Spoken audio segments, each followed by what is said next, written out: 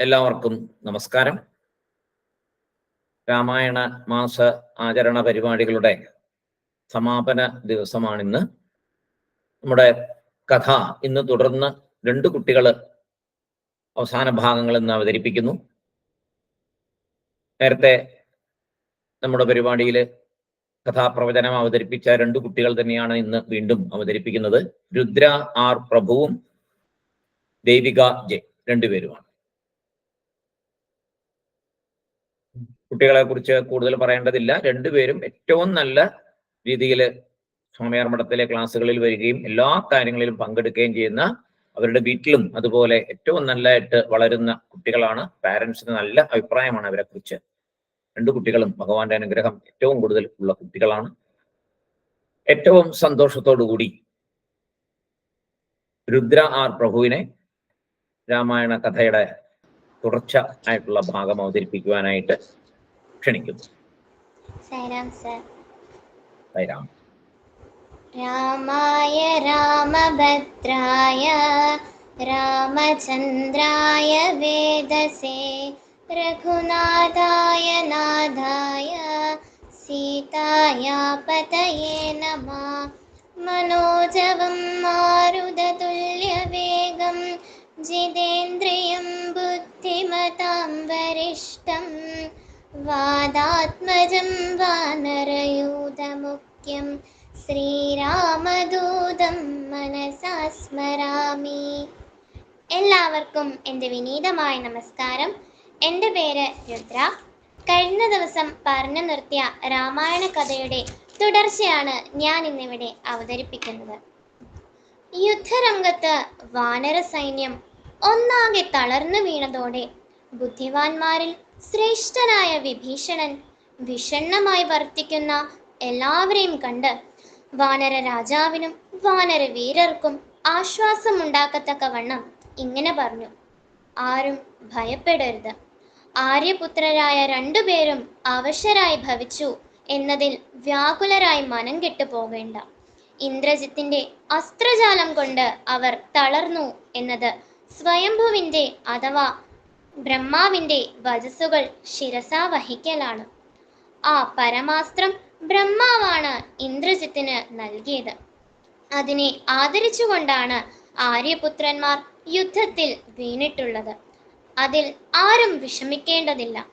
വിഭീഷണന്റെ ഈ വാക്കുകൾ കേട്ട് തീരെ തളർന്ന് അവശനായി കണ്ണുപോലും തുറക്കാൻ കഴിയാതെ കിടക്കുന്ന ജാമ്പവാൻ പറഞ്ഞു: ഹനുമാൻ ജീവിച്ചിരിക്കുമ്പോൾ നാം എല്ലാവരും വീണ്ടും പഴയതുപോലെ ആയിത്തീരും. എവിടെ ഹനുമാൻ? ഹനുമാനെ വിളിക്കൂ. ഉടൻ തന്നെ ഹനുമാൻ സ്വാമി ജാമ്പവാന്റെ സമീപമെത്തി. അപ്പോൾ അദ്ദേഹം പറഞ്ഞു: ഹരിശ്രേഷ്ഠ, വരൂ, വാനരന്മാരെ സംരക്ഷിക്കൂ. ഇപ്പോൾ നിന്റെ പരാക്രമം പ്രദർശിപ്പിക്കേണ്ട കാലമാണ്. മറ്റാരെയും അതിനുവേണ്ടി ഞാൻ കാണുന്നില്ല. പ്രിയ ഹനുമാനെ, താങ്കൾ എത്രയും വേഗം ഹിമവാനിലെത്തുക. അവിടെ അത്യുന്നതവും സ്വർണമയവുമായ ഋഷഭം എന്ന പർവ്വതവും കൈലാസ ശിഖരവും കാണാം. ആ 2 ശിഖരങ്ങളുടെയും നടുവിലായി ജ്വലിക്കുന്നതും എല്ലാ ഔഷധങ്ങളും നിറഞ്ഞ ഔഷധ പർവ്വതം കാണാം. ആ ഔഷധ പർവ്വതത്തിൽ നിന്ന് മഹാ ഔഷധങ്ങൾ കൊണ്ടുവരണം. മൃതസഞ്ജീവനി, വിശല്യകരിണി, സുവർണകരിണി, സന്താനകരിണി എന്നീ 4 ഔഷധങ്ങളും പറിച്ചുകൊണ്ട് ഉടൻ തന്നെ വരിക. ഔഷധ പർവ്വതത്തിൽ ചെന്ന ഹനുമാൻ സ്വാമിക്ക് ഔഷധങ്ങളെ തിരിച്ചറിയാൻ സാധിച്ചില്ല. അപ്പോൾ അദ്ദേഹം ആ പർവ്വതത്തെ അതുപോലെ തന്നെ അവിടെ നിന്ന് അടിയോടെ പൊക്കിക്കൊണ്ട് അതിവേഗത്തിൽ യുദ്ധഭൂമിയിലേക്ക് തിരിച്ചെത്തി. ആ ദിവ്യ ഔഷധങ്ങളുടെ സഹായത്താൽ മയങ്ങിക്കിടുന്ന എല്ലാ വാനര ശ്രേഷ്ഠന്മാരും വാനര സൈന്യവും ഉണർന്നു. അതിനുശേഷം ഹനുമാൻ സ്വാമി ആ ഔഷധ പർവ്വതത്തെ യഥാസ്ഥാനത്ത് തിരികെ കൊണ്ടുവച്ചു. പിന്നീട് നടന്ന അതിഘോര യുദ്ധത്തിൽ കമ്പനൻ, നികുംബൻ, മകരാക്ഷൻ എന്നീ പ്രതാപശാലികളായ രാക്ഷസന്മാർ വധിക്കപ്പെട്ടു. പെട്ടെന്ന് തന്നെ ഇന്ദ്രജിത്ത് യുദ്ധരംഗത്തേക്ക് വന്നു. ഉടൻ തന്നെ ശ്രീരാമചന്ദ്രസ്വാമി നേരിട്ട് ഇന്ദ്രജിത്തിനെ വധിക്കാം എന്ന് പറഞ്ഞ് മുന്നോട്ട് വന്നു. ഇതൊക്കെ കണ്ട് ഭയന്ന ഇന്ദ്രജിത്ത് അവിടെ നിന്നും മറഞ്ഞ് മായാപ്രയോഗം നടത്തി. ഇന്ദ്രജിത്ത് തന്റെ രഥത്തിൽ മായ കൊണ്ട് ഒരു സീതയെ ഉണ്ടാക്കി. അവിടെ ഇരുത്തി വാനര സൈന്യം നോക്കി നിൽക്കെ മായാ സീതയുടെ വധം നടത്താൻ തീരുമാനിച്ചു. എല്ലാവരെയും തെറ്റിദ്ധരിപ്പിക്കാനുള്ള നിശ്ചയം ചെയ്ത് ആ ദുർമതി സീതയെ വധിക്കുവാനായി വാനരന്മാരുടെ നേർക്ക് ചെന്നു. എല്ലാവരും രഥത്തിലിരിക്കുന്ന സീതയെ കണ്ട് ശരിയായ സീതയാണ് എന്ന് തെറ്റിദ്ധരിച്ചു. നമ്മുടെ സീതാദേവിയെ എന്തു ചെയ്യാൻ പോകുന്നു എന്ന് ഉത്കണ്ഠയോടെ നോക്കി എല്ലാവരും കാണുകെ തേരിലിരുന്ന സീതാരൂപം രാമ രാമ എന്ന് ഉറക്കെ വിളിക്കുകയും അവർ സീതയെ ഉപദ്രവിക്കുന്നതും എല്ലാം കണ്ട് ഇന്ദ്രജിത്ത് പറഞ്ഞു, സുഗ്രീവനും രാമനും ഹനുമാനും ആരെ ലക്ഷ്യമാക്കിയാണോ ഇവിടെ എത്തിയിരിക്കുന്നത്, ആ വൈദേഹിത നിങ്ങൾ കാണുകെ വധിക്കാൻ പോകുന്നു. സീതയെ വധിച്ച ശേഷം നിങ്ങളെയും ഞാൻ കൊല്ലും. അവരെല്ലാം കാണുകെ മായ കൊണ്ടുണ്ടാക്കിയ സീതയെ വെട്ടി. ഇതാ നിങ്ങളുടെ സീത മരിച്ചിരിക്കുന്നു. അദ്ദേഹം ആർത്തു വിളിച്ചു. ഈ രംഗം കണ്ട് വാനരന്മാർ എല്ലാവരും പേടിച്ചോടി. ഹനുമാൻ സ്വാമി ഓടിച്ചെന്ന് ശ്രീരാമചന്ദ്രസ്വാമിയോട് പറഞ്ഞു, ഞങ്ങളുടെ കൺമുന്നിൽ വെച്ച് രാവണാത്മജനായ ഇന്ദ്രജിത്ത് രോദനം ചെയ്തുകൊണ്ടിരിക്കുന്ന സീതയെ വധിച്ചു. ഉടൻ തന്നെ വിഭീഷണൻ അവിടെ എത്തി. രാവണൻ ഒരിക്കലും സീതയെ ഹനിക്കുകയില്ലെന്നും ഇപ്പോൾ ഇന്ദ്രജിത്ത് വധിച്ചത് മായ കൊണ്ടുണ്ടാക്കിയ സീതയെയാണെന്നും അല്ലാതെ യഥാർത്ഥ സീതയെ അല്ലെന്നും പറഞ്ഞ് അവരെ എല്ലാം ആശ്വസിപ്പിച്ചു. ഇന്ദ്രജിത്തിന്റെ മായാപ്രയോഗമാണ് ഇത് എന്ന് വിഭീഷണൻ അവരെ പറഞ്ഞു ബോധ്യപ്പെടുത്തി. മായാ സീതയെ വാനരന്മാരുടെ മുമ്പിൽ വെച്ച് വധിച്ച ശേഷം ഇന്ദ്രജിത്ത് ഉടൻ തന്നെ നികുംഭില എന്ന സ്ഥലത്ത് ഒരു വലിയ യാഗത്തിനായി പോയി. നികുംഭിലയിൽ ചെന്ന് യാഗം നടത്തിയാൽ പിന്നെ ഇന്ദ്രജിത്തിനെ ആർക്കും വധിക്കുവാൻ സാധിക്കുകയില്ല. മാത്രമല്ല അദ്ദേഹത്തിന്റെ കയ്യിൽ ബ്രഹ്മാവ് കൊടുത്ത ബ്രഹ്മശിരസ് എന്ന ദിവ്യാസ്ത്രവുമുണ്ട്. ഇതറിഞ്ഞ വിഭീഷണൻ ശ്രീരാമചന്ദ്രസ്വാമിയോട് പറഞ്ഞു, എത്രയും വേഗം ലക്ഷ്മണനെ ഇന്ദ്രജിത്തിനെ വധിക്കുവാനായി എന്റെ കൂടെ പറഞ്ഞയക്കുക. നികുംഭിലയിൽ ചെന്ന് അദ്ദേഹത്തെ വധിച്ചാൽ പിന്നെ രാവണ സൈന്യത്തെയും രാവണനെയും വധിക്കുവാൻ നമുക്ക് എളുപ്പമാകും. അല്ലെങ്കിൽ അത് നമുക്ക് വളരെ പ്രയാസമാക്കി തീരും. ശ്രീരാമചന്ദ്രസ്വാമി അതിന് സമ്മതം കൊടുത്ത് ലക്ഷ്മണനെയും സൈന്യത്തെയും വാനര ശ്രേഷ്ഠന്മാരെയും കൂടി നികുംഭിലയിലേക്ക് ഇന്ദ്രജിത്തിനെ നേരിടാനായി പറഞ്ഞയച്ചു. ജ്യേഷ്ഠനായ രാമന്റെ അനുവാദം ലഭിച്ച ലക്ഷ്മണൻ വിഭീഷണനോടൊപ്പം ശ്രീരാമ തൃപ്പാദങ്ങളിൽ വന്ദിച്ചുകൊണ്ട് ഇപ്രകാരം പറഞ്ഞു, ഇന്ന് എന്റെ വില്ലിൽ നിന്ന് പായുന്ന അമ്പുകൾ രാവണിയെ വിളർന്ന് ഹംസങ്ങൾ പുഷ്കരിണിയിലേക്ക് എന്ന പോലെ ലങ്കയിൽ പറന്നു ചെല്ലും. ഇന്ന് തന്നെ ആ രൗദ്രന്റെ ശരീരത്തിൽ എന്റെ അമ്പുകൾ കൊണ്ടിരിക്കും. ഇന്ദ്രജിത്ത് യാഗം നടത്തുന്ന വൃക്ഷത്തിന്റെ താഴെ അവർ എത്തി. എന്നിട്ട് ഇന്ദ്രജിത്തിനെ പോരിനായി വിളിച്ചു. അവിടെ അതിഘോരമായ യുദ്ധം നടന്നു. ലക്ഷ്മണനും ഇന്ദ്രജിത്തും രണ്ടുപേരുടെയും പടച്ചട്ടകൾ കീറി. രണ്ടുപേർക്കും ശരങ്ങൾ കൊണ്ട് മുറിവുകളുണ്ടായി. എന്നിരുന്നാലും ഇന്ദ്രജിത്ത് തളർന്നില്ല. അതിഘോരമായ യുദ്ധം തുടർന്നുകൊണ്ടേയിരുന്നു. അപ്പോൾ ലക്ഷ്മണൻ ഇന്ദ്രജിത്തിന്റെ തേരിലെ 4 കുതിരകളെ മുറിവേൽപ്പിച്ചു. അതിനുശേഷം തേരാളിയെ ഒരു ശരം കൊണ്ട് കൊന്നു. പ്രമഥി, രഭസൻ, ശരഭൻ, ഗന്ധമാദനൻ എന്ന 4 ഹരീശ്വരന്മാർ ചാടിച്ചെന്ന് രഥമെല്ലാം തകർത്തു. അങ്ങനെ ഇന്ദ്രജിത്ത് ഭൂമിയിൽ ഒറ്റയ്ക്ക് നിന്ന് യുദ്ധം ചെയ്യാൻ തുടങ്ങി. രാക്ഷസ പ്രമുഖന്മാരോട് വാനര സൈന്യത്തെ ചതയ്ക്കുവാൻ പറഞ്ഞുകൊണ്ട് സൂത്രത്തിൽ ഇന്ദ്രജിത്ത് ലങ്കയിൽ തിരിച്ചുപോയി. ഉടൻ തന്നെ വേറൊരു രഥവുമായി അതിവേഗത്തിൽ കൂടുതൽ അസ്ത്രങ്ങളോടുകൂടി വീണ്ടും യുദ്ധം ആരംഭിച്ചു. ഒടുവിൽ വീരനായ ലക്ഷ്മണൻ തൂവൽ കെട്ടിയതും ഉരുണ്ടതും ഉറപ്പേറിയതും തടുക്കാനാവാത്തതും രാക്ഷസന്മാർക്ക് ഭയമുണ്ടാക്കുന്നതും സർപ്പവിഷം പോലെയുള്ളതും മഹാ തേജസ്വിയായ ഇന്ദ്രൻ പണ്ട് ദേവാസുര യുദ്ധത്തിൽ ദാനവന്മാരെ നിഗ്രഹിക്കുവാൻ ഉപയോഗിച്ചതുമായ ഒരിക്കലും യുദ്ധത്തിൽ പരാജയപ്പെടാത്തതുമായ ഐന്ദ്രം എന്ന ഉത്തമമായ അസ്ത്രത്തെ ശ്രേഷ്ഠമായ ധനുസിൽ തൊടുത്തും കൊണ്ട് ലക്ഷ്മണൻ സ്വലക്ഷ്യം സാധിക്കുവാനായി ഇപ്രകാരം വാക്യമുച്ചരിച്ചു: ദാശരഥി രാമൻ ധർമാത്മാവും സത്യസന്ധനുമാണെങ്കിൽ ഇന്ദ്രജിത്തിനെ സംഹരിച്ചാലും. ഇങ്ങനെ പറഞ്ഞുകൊണ്ട് ഐന്ദ്രാസ്ത്രത്തെ ശരത്തിൽ ജപിച്ചു ചേർത്ത് ലക്ഷ്മണൻ ഇന്ദ്രജിത്തിന് നേരെ അത് തൊടുത്തുവിട്ടു. അത് ഇന്ദ്രജിത്തിന്റെ ജ്വലിക്കുന്ന കുണ്ടലത്തോടു കൂടിയ ശിരസിനെ ശരീരത്തിൽ നിന്ന് ഛേദിച്ച് ഭൂതലത്തിൽ വീഴ്ത്തി. ധരിച്ചിരുന്ന കവചവും മറ്റെല്ലാം തെറിച്ചുപോയി. അപ്പോൾ വാനരന്മാരും വിഭീഷണനുമെല്ലാം ആഹ്ലാദത്തോടെ ആർത്തുവിളിച്ചു. അന്തരീക്ഷത്തിൽ ദേവന്മാരുടെ പുഷ്പവൃഷ്ടി ഉണ്ടായി. ഇന്ദ്രനും സമസ്ത മഹർഷിമാരും പാപകർമാവായ രാക്ഷസൻ നിഹതനായതിൽ വളരെ ആഹ്ലാദപ്പെട്ടു. രക്തത്തിൽ കുളിച്ച നിലയിൽ യുദ്ധഭൂമിയിൽ നിന്ന് തിരിച്ചു വന്ന ലക്ഷ്മണൻ ശ്രീരാമചന്ദ്രനെ സമീപിച്ച് അഭിവാദനം ചെയ്തിട്ട് സഹോദരന്റെ സമീപമിരുന്നു. വിഷ്ണു ഇന്ദ്ര സമീപത്തെന്ന പോലെ വീരനായ ലക്ഷ്മണൻ രാഘവനോട് ഇന്ദ്രജിത്തിനെ താൻ വധിച്ച വിവരം അറിയിച്ചു. രാമായണ മാസത്തിലെ അവസാന ദിവസമായ ഇന്ന് എനിക്ക് ഇങ്ങനെയൊരു പ്രഭാഷണം അവതരിപ്പിക്കുവാൻ അവസരം തന്ന എൻ്റെ എല്ലാ ഗുരുക്കന്മാർക്കും ഒരുപാട് നന്ദി. ഒപ്പം എൻ്റെ ഈ വാക്കുകൾ ശ്രീരാമചന്ദ്ര സ്വാമിയുടെയും ഹനുമാൻ സ്വാമിയുടെയും തൃപ്പാദങ്ങളിൽ സമർപ്പിച്ചുകൊണ്ട് നിർത്തുന്നു. നന്ദി, നമസ്കാരം. രുദ്രകുട്ടി നന്നായിരുന്നു കേട്ടോ. ഒരു യുദ്ധം നേരിട്ട് കണ്ടു. ഏറ്റവും പ്രധാനപ്പെട്ട യുദ്ധമാണ് ഇന്ദ്രജിത്തും ലക്ഷ്മണകുമാരനും തമ്മിലുള്ള യുദ്ധം. വളരെ വളരെ ശക്തിയേറിയ ഒരു യുദ്ധം. അത് നന്നായിട്ട് പറഞ്ഞു, അതിൻ്റെതായ ഇഫക്റ്റോട് കൂടി പറഞ്ഞു. വളരെ സന്തോഷം. എല്ലാ അനുഗ്രഹവും ഭഗവാന്റെ അനുഗ്രഹവും ഉണ്ടാകട്ടെ കുഞ്ഞിന്. മജ്ജേട്ടാ.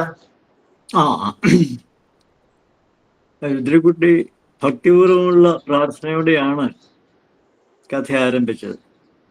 ഹനുമാൻ സ്വാമി അതിസാഹസികമായി മരുന്ന് നിറഞ്ഞ പർവ്വതം എടുത്തുകൊണ്ടുവന്നതും മായാസീതയുടെ വധവും ലക്ഷ്മണന്റെയും ഇന്ദ്രജിത്തിന്റെയും യുദ്ധകഥകളും അവസാനം ഇന്ദ്രജിത്തിന്റെ വധവുമെല്ലാം ഭംഗിയായിട്ട് അവതരിപ്പിച്ചു കേട്ടോ.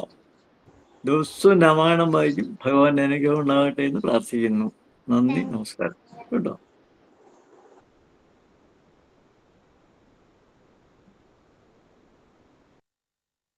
ഉടൻ തന്നെ നമുക്ക് അടുത്ത പ്രഭാഷണം തുടങ്ങാം. ബാക്കി രാമായണ മാസത്തിലെ ഇന്ന് അവസാനമായ അതിന്റെ അവസാന ഭാഗം, ബാക്കി ഭാഗം ഇപ്പോൾ അവതരിപ്പിക്കുന്നത് ദേവിക ജെ. തുടങ്ങിയതും ദേവികയാണ്. അപ്പൊ അങ്ങനെ തന്നെ ദേവികയെ കൊണ്ട് തന്നെ ഇതിന്റെ സമാപനവും കൂടെ ചെയ്യിക്കണം എന്നുള്ള ആഗ്രഹത്തോടു കൂടിയാണ് ദേവികയ്ക്ക് ഈ വിഷയം ഇന്ന് കൊടുത്തിരിക്കുന്നത്. ഏറ്റവും സന്തോഷത്തോടു കൂടി ദേവികയെ അവസാന ഭാഗം അവതരിപ്പിക്കുവാനായിട്ട് ക്ഷണിക്കുന്നു.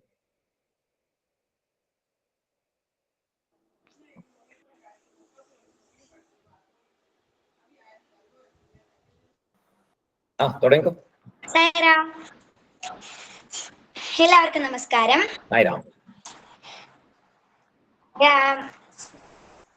രാമായ രാമഭദ്രാധായ സീതായ പതയേ നമഃ. മനോജവം മാരുതതുല്യവേഗം ജിതേന്ദ്രിയം ബുദ്ധിമതാം വരിഷ്ഠം വാതാത്മജം വാനരയൂഥമുഖ്യം ശ്രീരാമദൂതം മനസാ സ്മരാമി. മോളെ മറ്റേ മൊബൈൽ മതി.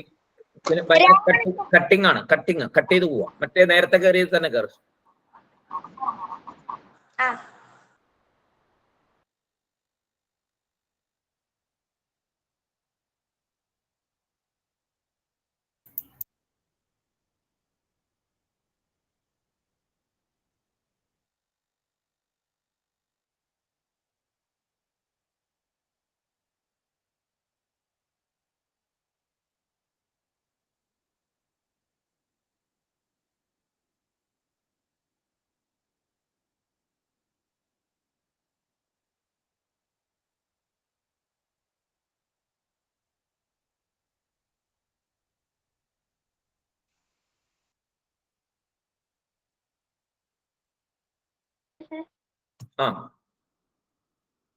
എവിടെ?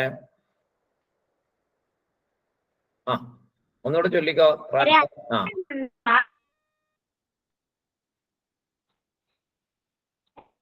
സീതായ രാമഭദ്രായ രാമചന്ദ്രായ വേദസേ രഘുനാഥായ നാഥായ സീതായ പതേ നമഃ.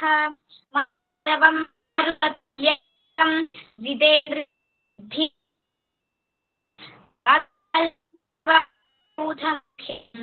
ശ്രീരാമദൂതം നമാമി. എല്ലാവർക്കും നമസ്കാരം. രാവണന്റെ മന്ത്രിമാർ ഇന്ദ്രജിത്തിന്റെ വധം രാവണനെ ഇങ്ങനെയാണ് അറിയിച്ചത്. അല്ലയോ മഹാരാജാവേ, അങ്ങയുടെ മഹാദ്യുതിമാനായ പുത്രനെ ലക്ഷ്മണൻ വധിച്ചു. വിഭീഷണന്റെ സഹായത്തോടെ ഞങ്ങളുടെ കൺമുമ്പിൽ വെച്ച് ദേവേന്ദ്രനെ ജയിച്ചവനും യുദ്ധത്തിൽ അജയനും ശൂരനുമായ അദ്ദേഹം അങ്ങയുടെ പുത്രൻ ശൂരനായ ലക്ഷ്മണനാൽ കൊല്ലപ്പെട്ടു. ഇന്ദ്രജിത്തിന്റെ വധത്തെ പറ്റി അറിഞ്ഞ് രാവണൻ പ്രജ്ഞയറ്റവനായി ഏറെ നേരത്തിനു ശേഷം പ്രജ്ഞ വീണ്ടെടുത്ത് രാവണൻ പുത്രവധ സ്തബ്ധനായ ക്രോധാകുലനായ ആ രാവണൻ വൈദേഹിയെ സീതയെ മനസ്സിലോർത്ത് അവളെ വധിക്കുവാൻ തീരുമാനിച്ച് മുന്നോട്ടു പോയി. എന്റെ മകൻ നേരത്തെ മായാ സീതയെ കൊന്നു. ഇപ്പോൾ ഇതാ ഞാൻ യഥാർത്ഥ സീതയെ കൊല്ലാൻ പോകുകയാണ്. അന്നത്തെ ആ മായയെ ഇന്നിതാ ഞാൻ സത്യമാക്കാൻ പോകുന്നു. ക്ഷത്രിയ ബന്ധുവിനെ കാത്തിരിക്കുന്ന പതിവ്രതയായ സീതയെ ഞാൻ വധിക്കാൻ പോകുന്നു. ക്രുദ്ധനായി ഖഡ്ഗമേന്തിക്കൊണ്ട് മൈഥിലിയുള്ള സ്ഥലത്തേക്ക് വേഗത്തിൽ പോകുന്ന അദ്ദേഹത്തെ കണ്ട് രാക്ഷസന്മാർ സിംഹനാദം മുഴക്കി. സീതയെ വധിക്കുവാനായി സീതയുടെ അടുത്തേക്ക് ഓടിയെത്തിയ അദ്ദേഹത്തെ സുഭാശ്വരൻ എന്ന മന്ത്രി തടഞ്ഞു. സുഭാശ്വരൻ പറഞ്ഞു, വേദവിദ്യകൾ അഭ്യസിച്ച അങ്ങ് സ്വകർമ്മ നിരതനായി വർത്തിക്കുവാൻ ആയിരിക്കെ സ്ത്രീവധം ഒരിക്കലും ചെയ്യരുത്. ലോകസമ്പന്നയായ മൈഥിലിയെ രക്ഷിച്ച് അരുളുക. ഞങ്ങളോടുകൂടി ആ രാമന്റെ നേർക്ക് അങ്ങയുടെ ക്രോധം മുഴുവൻ വമിക്കുക. ഇപ്പോൾ തന്നെ യുദ്ധത്തിൽ മൈഥിലിയെ പ്രാപിക്കുക. അതാണ് ഉചിതം. സുഹൃത്ത് പറഞ്ഞ വാക്ക് കേട്ട് രാവണൻ സഭയിലേക്ക് മടങ്ങിപ്പോയി. പിന്നീട് രാവണൻ യുദ്ധഗാഹനം മുഴക്കി. എല്ലാ രാക്ഷസ സൈന്യത്തോടും കൂടി പറഞ്ഞു, നിങ്ങൾ എല്ലാവരും ഒന്നിച്ചുപോയി രാമനെ വധിക്കുക. അല്ല, നിങ്ങൾക്കത് സാധ്യമായില്ലെങ്കിൽ നാളെ ലോകം മുഴുവനും നോക്കിക്കൊണ്ടിരിക്കെ ഞാൻ തന്നെ തീഷ്ണ ശരങ്ങളാൽ രാമന്റെ ദേഹം പിളർത്ത് അവനെ വധിക്കും. പിന്നീട് മഹാപാർശ്വനും വിരൂപാക്ഷനും മഹോദരനും രാവണനും എല്ലാവരും ചേർന്ന് യുദ്ധത്തിനിറങ്ങി. വാനരപ്പടയെ ഛിന്ന ഭിന്നമാക്കി. അതേസമയം വാനരന്മാരുടെ പ്രഹരമേറ്റ് രാഘവപ്പടയും ഛിന്ന ഭിന്നമായി. വൻ പോരിൽ രണ്ട് സൈന്യങ്ങൾക്കും കനത്ത നാശം സംഭവിച്ചു. വിരൂപാക്ഷനെ സുഗ്രീവൻ വധിച്ചു. മഹോദരൻ എന്ന അതിശക്തനായ രാക്ഷസനും സുഗ്രീവനാൽ കൊല്ലപ്പെട്ടു. ഉടൻ തന്നെ അംഗദന്റെ ഇടികൊണ്ട് മഹാപാർശ്വനും വധിക്കപ്പെട്ടു. അതിക്രുദ്ധനായ രാവണൻ താമസം എന്ന മഹാഘോരമായ അമ്പെയ്ത് വാനരന്മാരെ എല്ലാം എരിച്ചു. അവരെമ്പാടും വീണുപോയി. അവർ തോറ്റോടിയപ്പോൾ ഭൂമിയിലെമ്പാടും പൊടിപടലങ്ങൾ ഉയർന്നു. ബ്രഹ്മാവിനാൽ നിർമ്മിച്ച അസ്ത്രത്തെ സഹിക്കാൻ ആർക്കും കഴിഞ്ഞില്ല. രാവണന്റെ ഉത്തമശരത്തിന്റെ വീര്യത്താൽ ആ അനേക സൈന്യങ്ങൾ നൂറായി തകർന്നത് കണ്ടിട്ടും രാഘവൻ അവിടെ എതിർത്തു തന്നെ നിന്നു. രാവണൻ ഒരുപാട് ദിവ്യാസ്ത്രങ്ങൾ ശ്രീരാമലക്ഷ്മണന്മാർക്ക് നേരെ തൊടുത്തുവിട്ടു. പക്ഷെ അവയെല്ലാം ശ്രീരാമലക്ഷ്മണന്മാർ തടുത്തു. ഇത് കണ്ട് രാവണന് ക്രോധമുണ്ടായി. യുദ്ധത്തിൽ രാവണന്റെ വേൽ തറച്ച് ലക്ഷ്മണൻ ബോധരഹിതനായി നിലത്ത് വീണു. ഉടൻ തന്നെ സുഷേണൻ ഹനുമാൻ സ്വാമിയോട് പറഞ്ഞു, ഇവിടെ നിന്ന് പോയി മഹോദയ പർവ്വതത്തിൽ മുമ്പ് ജാമ്പവാൻ പറഞ്ഞു തന്നതുപോലെയുള്ള ഔഷധി കൊണ്ടുവരിക. ഉടൻ തന്നെ ഹനുമാൻ സ്വാമി യാത്രയായി. ഔഷധികളെ തിരിച്ചറിയാത്തതുകൊണ്ട് ഔഷധ ശിഖരത്തെ തന്നെ കൊണ്ടുവന്നു. ഔഷധങ്ങൾ ലക്ഷ്മണന് കൊടുക്കുകയും ലക്ഷ്മണൻ ഉന്മേഷവാനായി ഉണർന്നെണീറ്റു.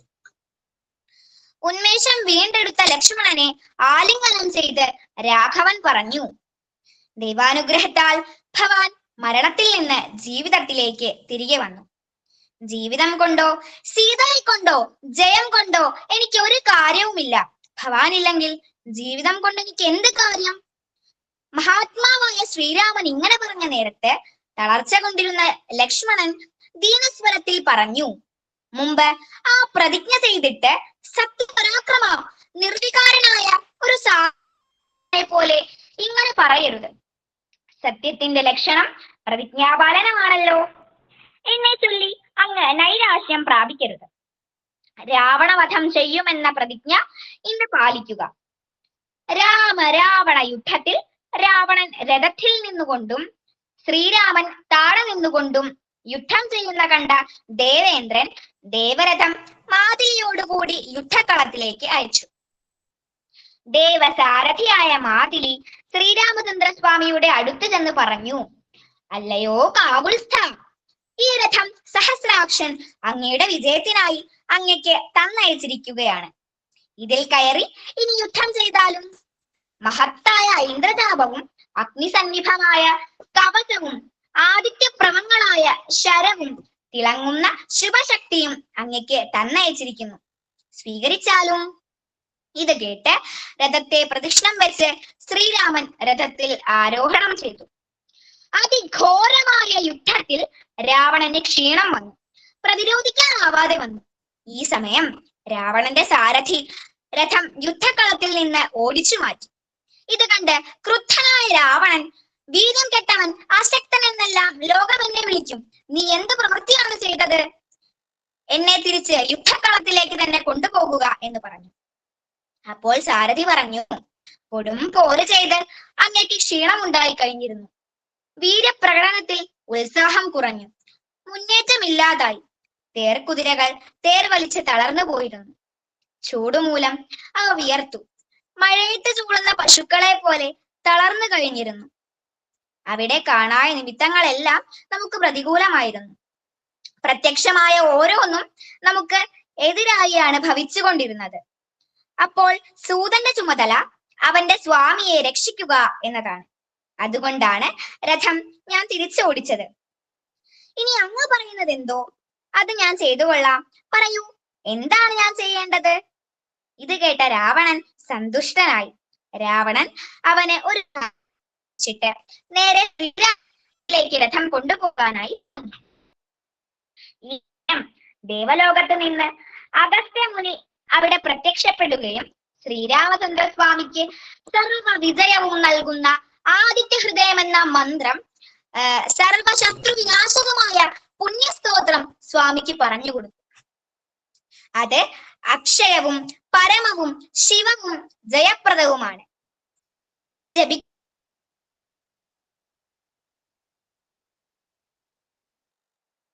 മുനി അബാഹോ, ഈ ക്ഷണം തന്നെ ജപിക്കുക, രാവണനെ ജയിക്കുന്നതാണ്. ഇപ്രകാരം അറിയിച്ചിട്ട് അഗസ്ത്യമുനി പോകുകയും ചെയ്തു. കേട്ടിട്ട് തേജസ്വിയായ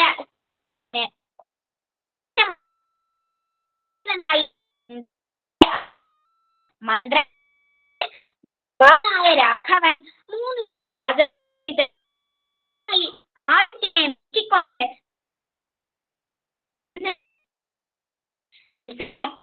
രാവണനെ നോക്കി അവനെ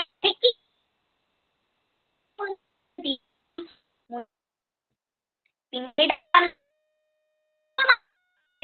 അവസാനം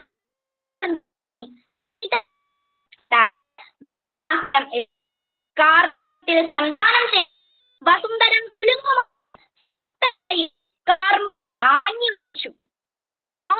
മാർഗത്തോടെ മർമ്മം പിളർച്ച രാവണൻ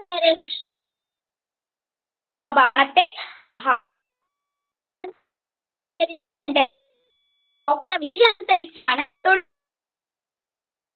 രാവണന്റെ നെഞ്ചിൽ തറച്ചു. ആ ശരം ദുരാത്മാവായ രാവണന്റെ ഹൃദയത്തെ ഭേദിച്ചു.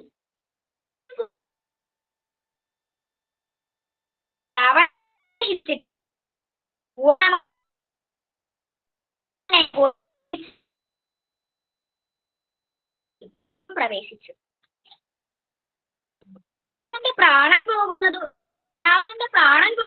കൂടി കയ്യിൽ നിന്ന്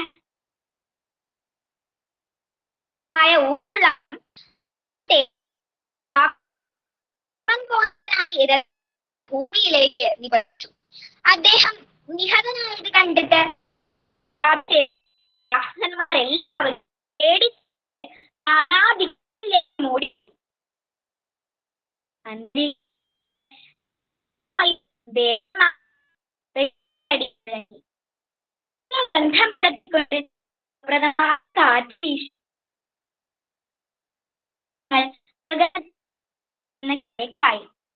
മഹാത്മാക്കളായ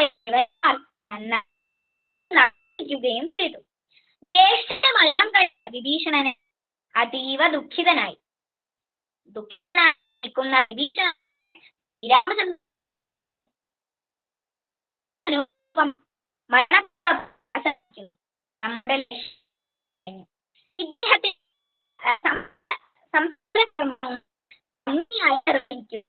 ഭവാന് ഇദ്ദേഹം എപ്രകാരമാണോ പ്രകാരം തന്നെയാണ് ഇദ്ദേഹം എനിക്ക്. ഉടൻ തന്നെ ചന്ദനമുട്ടികൾ അടിച്ച് രാമച്ചൻ പട്നകം പട്ടട അദ്ദേഹം മുറ പോലെ ചിതയ്ക്ക് എള്ളും കൂടി ലോതകം വിധി പോലെ അതിനായ ശ്രീരാമന്റെ അരികിലെത്തി വിനീതൻ നിന്നു. ശ്രീരാമസ്വാമി ലക്ഷ്മണൻ പറഞ്ഞു, ഈ വിഭീഷണനെ ലങ്കയിലെ രാജാവായി അഭിഷേകം ചെയ്യണം. ഉടൻ തന്നെ സ്വർണം കൊണ്ടുള്ള ഒരു കുടം കൊണ്ടുവരാൻ നിർദ്ദേശിച്ചു. വിഭീഷണനെ സിംഹാസന സമുദ്രം ചൊല്ലിക്കൊണ്ട് വിഭീഷണനെ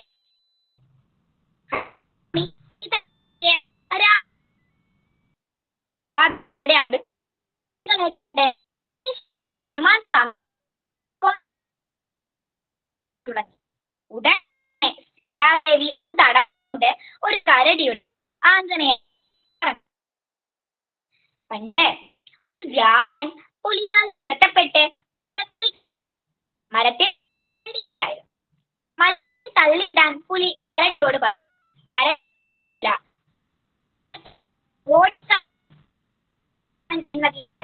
കരടി അവിടെ കിടന്നുറങ്ങി. കരടിയെ താഴെയിട്ട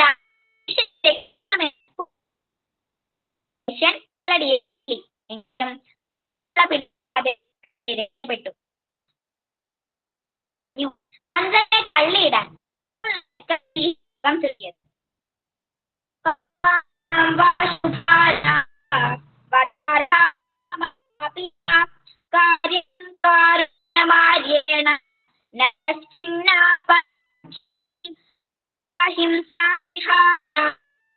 പുരാണാം പാപകർമ്മണാം പൂർവതാമപി പാപാനി നൈവ കാര്യമശോഭനം.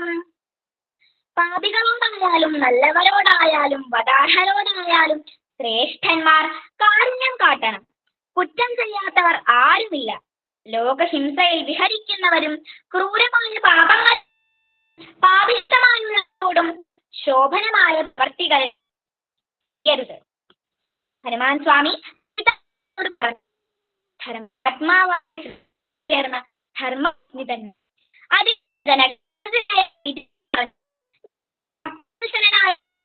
കാണാൻ ഹനുമാൻ ശ്രീരാമസ്വാമിയെ അറിയിച്ചു. അപ്പോ സ്ത്രീ മികച്ച ആഭരണങ്ങളും അണിഞ്ഞ് സീതയുടെ മുന്നിലേക്ക് ആനയിച്ചാലും ശ്രീരാമൻ ഇങ്ങനെ പറഞ്ഞപ്പോൾ വിഭീഷണൻ അന്തഃപുരത്തിലേക്ക് പോയി തന്റെ സ്ത്രീകളെ കൂട്ടിച്ചെന്ന് സീതാദേവിയെ തല മുങ്ങിക്കുളിച്ച് പരിചരണത്തിനെത്തിയവരുടെ പട്ടുവസ്ത്രങ്ങളും അണിയിച്ച് ദേവിയെ ശോഭിക്കുന്ന പട്ടുവസ്ത്രങ്ങൾ കൊണ്ട് തിരശീലയിട്ടതുമായ പല്ലക്കി കയറ്റി രാക്ഷസന്മാരുടെ അകമ്പടിയോടെ വിഭീഷണൻ ശ്രീരാമ സന്നിധിയിലേക്ക് ആനയിച്ചു. പിന്നീട് ലോക ജനതയ്ക്ക് സീതാദേവിയുടെ പരിശുദ്ധി തെളിയിച്ചു കൊടുക്കുവാനായി ശ്രീരാമചന്ദ്രസ്വാമി സീതാദേവിയോട് അഗ്നിപ്രവേശനം ചെയ്യാൻ സീതാദേവി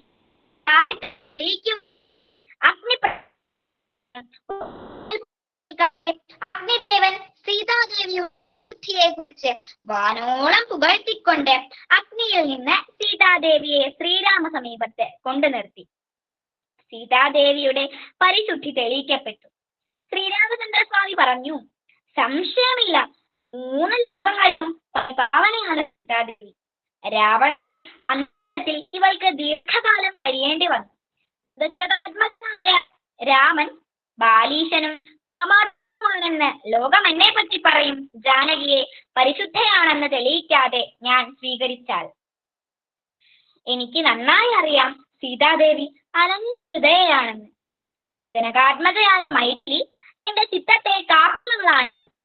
സ്വതേജസ് കൊണ്ട് സ്വയം രക്ഷിക്കാൻ കഴിവുള്ള വിശാലാക്ഷിയെ രാമൻ ശക്തനാവില്ല എന്നെനിക്കറിയാം.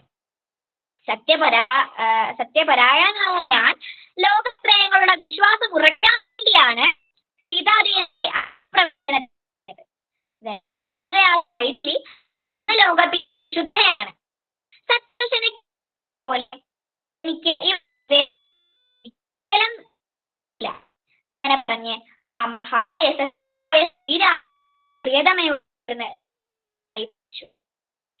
രാത്രി അവരെല്ലാം സുഖം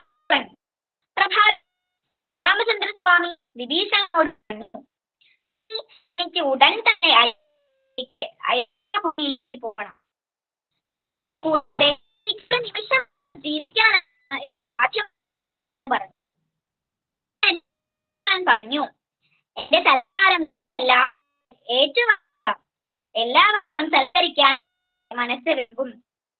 സൽക്കാരം തികച്ച ശേഷം ഉടൻ തന്നെ പുഷ്പവിമാനം നിർത്തി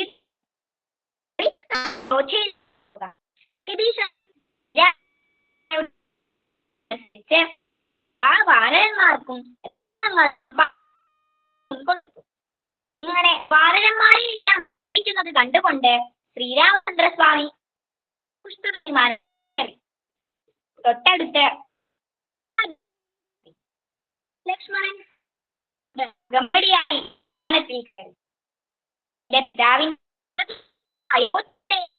ഞാൻ പോകുകയാണ്, എനിക്ക് എന്ന് ശ്രീരാമസ്വാമി പറഞ്ഞപ്പോൾ ഞങ്ങൾക്കും അയോധ്യയിലേക്ക് വന്നാൽ പോലുണ്ട്, ഞങ്ങളെ കൂടി കൊണ്ടുപോയാൽ എന്ന് എല്ലാവരും കൂടി ശ്രീരാമചന്ദ്രസ്വാമി അങ്ങനെ തന്നെയാണ് അയോധ്യയിലേക്ക്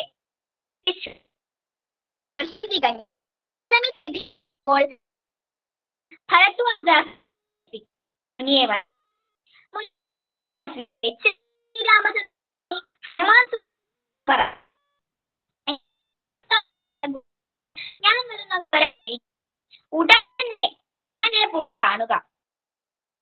രാവണൻ ഭരതൻ ഇത്രയും പെട്ടെന്ന് കാര്യം ധരിച്ചു.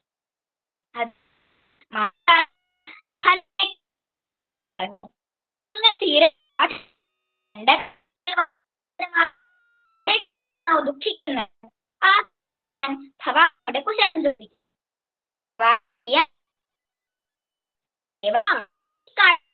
ശോകം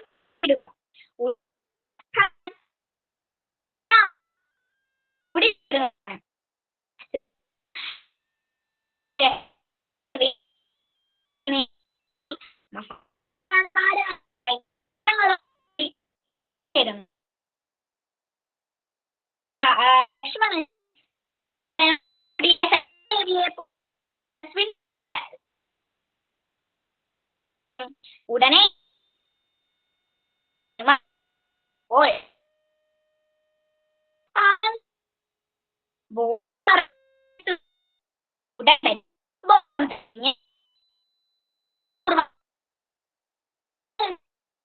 വിവരങ്ങൾ അറിയിച്ചിട്ട് ഹനുമാൻ സ്വാമി തിരിച്ചുപോയി. താമസിയാതെ ശ്രീരാമചന്ദ്രസ്വാമി പുഷ്പക വിമാനത്തിൽ ഭരതന്റെ അടുത്തെത്തി. ഭരതൻ ശ്രീരാമനെ സമീപിച്ച് സ്വാഗതം ചെയ്തു. ഭരതനെ കെട്ടിപ്പിടിച്ചുകൊണ്ട് വിമാനത്തിലേക്ക് ശ്രീരാമചന്ദ്രസ്വാമി കയറ്റിയിരുത്തി. സന്തോഷാശ്രുക്കൾ പൊഴിച്ചുകൊണ്ട് ഭരതൻ ശ്രീരാമചന്ദ്രസ്വാമിയുടെ തലയിൽ കയറ്റുകൊണ്ട് പറഞ്ഞു, എന്റെ അമ്മയെ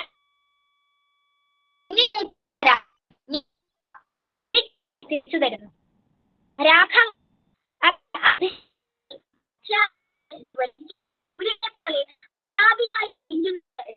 കാണുമാറാകട്ടെ.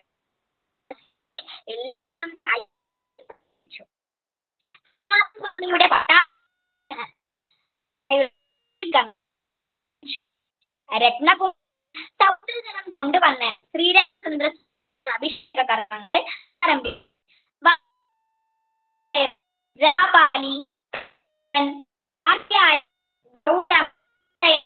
എല്ലാ മഹാടന്മാരും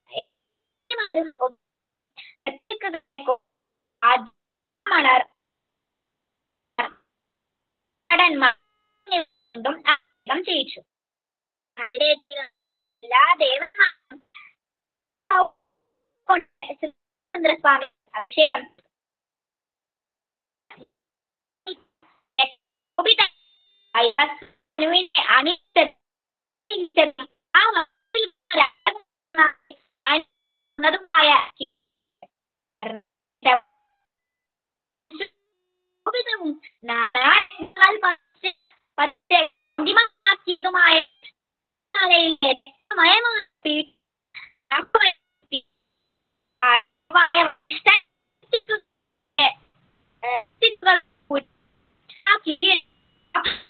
ഭഗവാനെ കൊച്ചക്കടവിൽ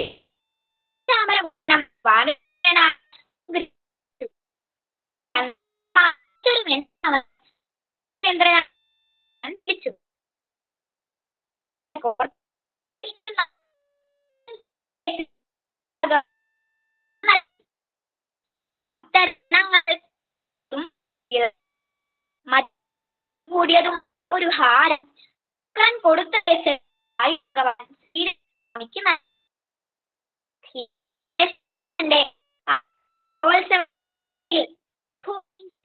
സമ്പുഷ്ടനായി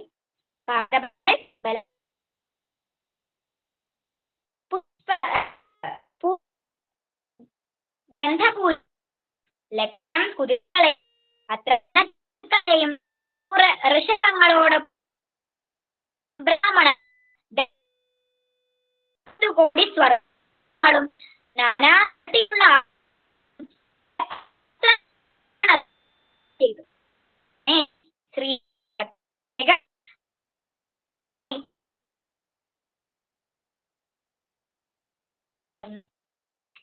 ഈ രാമായണത്തിലെ കുട്ടികൾക്കായി പ്രഭാഷണ പരമ്പര ഞങ്ങളുടെ ഗുരുനായ വിശ്വനാഥൻ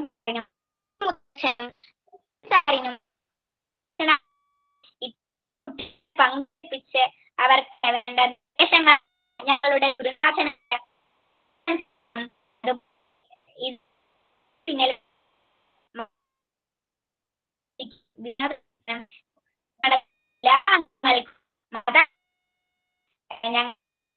കേട്ട് സജ്ജനങ്ങൾ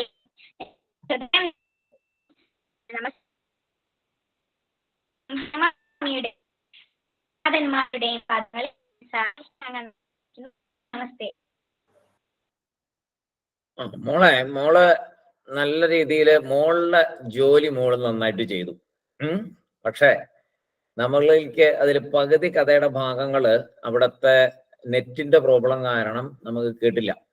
ഞാൻ മാത്രമല്ല മറ്റുള്ളവരുടെ കാര്യം അങ്ങനെ തന്നെ ആയിരിക്കുന്ന ഞാൻ വിചാരിക്കുന്നത്. പിന്നെ ഏറ്റവും വലിയൊരു സംഗതി എന്താ വെച്ചാൽ എല്ലാവരും ക്ഷമയോടെ മോളെ സപ്പോർട്ട് ചെയ്തുകൊണ്ട് ഒരു കമന്റും ഇടയിൽ പറയാതെ കണ്ടിരുന്നു. ഇത് കിട്ടുന്നില്ലെന്നോ ശബ്ദമില്ലെന്നോ.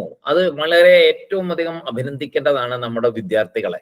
ഇത്രയും നല്ല അച്ചടക്കം കാണിച്ചതിനാണ് ഏറ്റവും ഇന്നത്തെ ഒരു അഭിനന്ദനം. ശരിക്കും പറഞ്ഞാൽ ഇന്ന് എല്ലാവരും കാണിച്ചൊരു അച്ചടക്കത്തിനാണ്. അത് പറയാതിരിക്കാൻ വയ്യ. പിന്നെ ഭഗവാന്റെ ഒരു നിശ്ചയം ഇതിന്റെ പുറകിലുണ്ട്. ദേവികക്കുട്ടി അവിടെ ഓഫ്ലൈനിലാണ് നമ്മൾ തുടങ്ങിയത്. അവിടെ ഇരുന്ന് സ്വാമിയുടെ മണ്ഡപത്തിൽ ഇരുന്നു കൊണ്ടാണ് രാമായണ കഥ തുടങ്ങിയത്. അപ്പൊ നിങ്ങൾ അങ്ങനെ ചുമ്മാ ഈ ഓൺലൈനിൽ കൂടെ അത് നടത്തി തീർക്കണ്ട. നിങ്ങൾ ഇവിടെ വാ. ഇവിടെ നിങ്ങൾ സമാപനമൊക്കെ വെക്കുന്നുണ്ടല്ലോ 25-ാം തീയതി. ഞാൻ അന്ന് കേക്കട്ടെ. ഇവിടെ വന്ന് വേണം രാവണവധവും അഭിഷേകവും ഒക്കെ പറയാൻ എന്ന് ഭഗവാൻ നിശ്ചയിച്ചു. അപ്പോ 25-ാം തീയതി സമാപനത്തിനന്ന് മോള് ഇത് വീണ്ടും ഭംഗിയായിട്ട് അവിടെ അവതരിപ്പിക്കുന്നു. ഓക്കെ കേട്ടോ. 25-ാം തീയതി വേറൊരു പരിപാടി ഏറ്റേക്കരുത്. 25-ാം തീയതി നമ്മൾ സമാപനം വെക്കുന്നു. അന്ന് മോളുടെ ഈ ഒരു 20-22 മിനിറ്റോളം ഉണ്ട്.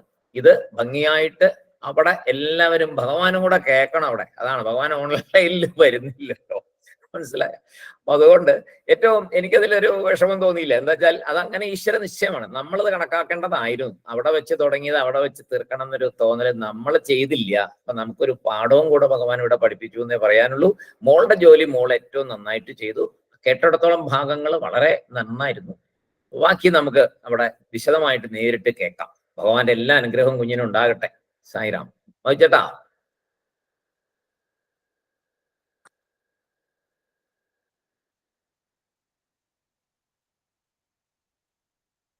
കേൾക്കാവോ? കേൾക്കാം. രാമായണ മാസത്തിലെ ആദ്യവും അവസാനവും രാമകഥ പറയാനായിട്ട് ദേവിക്ക് ഈശ്വരാനുഗ്രഹം ലഭിച്ചു. ഇന്ദ്രജിത്തിന്റെ വധശേഷമുള്ള രാവണന്റെ യുദ്ധകാഹളവും തുടർന്നുള്ള യുദ്ധത്തിൽ നിരവധി പേർ കൊല്ലപ്പെട്ടു. ദേവേന്ദ്രൻ കൊടുത്തയച്ച ദേവരഥത്തിൽ നിന്നുള്ള ശ്രീരാമചന്ദ്രന്റെ യുദ്ധമധ്യത്തിൽ അഗസ്ത്യ മഹർഷിയുടെ ആദിത്യ മന്ത്രോപദേശവും രാവണവധവും തുടർന്നുള്ള കഥകളും ഗംഭീരമായിട്ട് ദേവിയെക്കുട്ടി അവതരിപ്പിച്ചു. ദേവിക്ക് ഭഗവാന്റെ എല്ലാ അനുഗ്രഹങ്ങളും ഉണ്ടാകട്ടെ എന്ന് പ്രാർത്ഥിക്കുന്നു. പരമേശ്വരൻ സാറ് പറഞ്ഞ ഒരു ശബ്ദത്തിന്റെ അപാകത ഉണ്ടായിരുന്നു. അത് അവസാനം 25-ാം തീയതി അത് നികത്തുമെന്നും പറഞ്ഞു. സന്തോഷമുണ്ട്. ദേവിക്ക് എല്ലാ അനുഗ്രഹങ്ങളും ഭഗവാൻ ഉണ്ടാകട്ടെ എന്ന് പ്രാർത്ഥിക്കുന്നു.